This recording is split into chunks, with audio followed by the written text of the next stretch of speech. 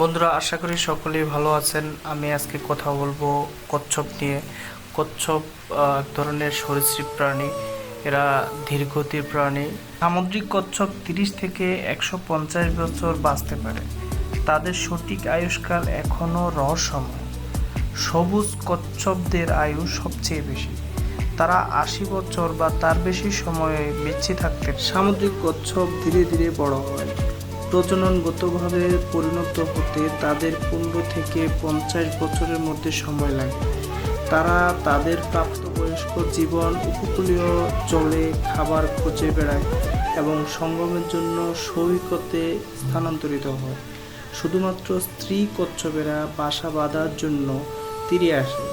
এই প্রক্রিয়াটি প্রতি 2 থেকে 5 বছর অন্তর ঘটে।